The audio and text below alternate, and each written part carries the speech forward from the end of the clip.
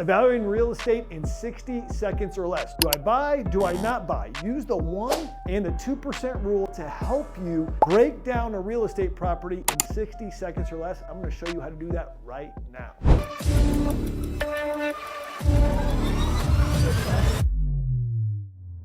Hey guys, my name is Jay Lehman. I'm a local realtor here in Champaign, Illinois. I help people just like you, real estate investors, buy property here, and I own property myself. I make YouTube content about Central Illinois real estate specifically. And so if this brings you value, would you like, would you subscribe, would you ring the bell for notifications, and leave a comment to tell me what part of this video did you like the best? Well, right now I'm gonna break it down. The 1% and the 2% rule. What does that mean? It basically means this: when we look at the price of a property, let's say the price in this case is $100,000, 1% of that purchase price is $1,000. That means the property should rent in Central Illinois for around the 1% rule. So if you purchase it for $100,000, you'll probably get $1,000 a month in rent. A 2% rule is almost non-existent in Champaign County, but in Danville and Rantoul, other parts of Vermilion County, some places in Decatur as well, stronger cash flow markets, you'll find the 2% rule. And that's if you purchase something at $100,000, you can rent it out for $2,000. Now, rarely you're gonna buy a property in those markets for $100,000. It's gonna be more like $50,000, okay? With a rent of $1,000, which again, $1,000 is 2% of $50,000. Now, it's not always at 1%. It's not always at 2%.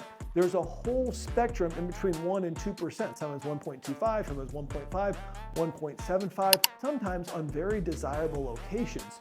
This will be below 1%. You could have a $500,000 property that only rents for $3,000. That'd be the 0.6% rule. Okay, so this is simply a way to find out, does the property cash flow or not?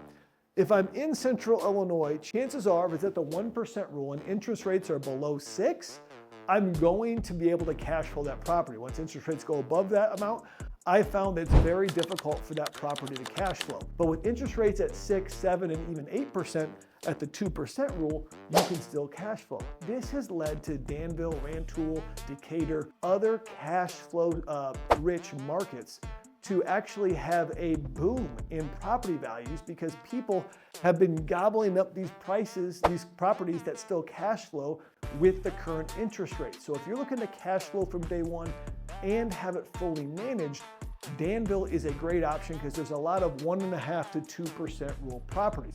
Now, as we've had a lot of out-of-state investors come in, we've seen the prices go up and the rents are always a little bit slower to catch up to the purchase price. So prices are always going to go up before rents go up, and we see a 1 to 2 year lag. Because remember, leases run for a year. So as the price goes up immediately over the next couple of months in real estate, those leases are locked in for a year, and landlords only raise their rent once a year, maybe 40, 50 bucks, 4 or 5%.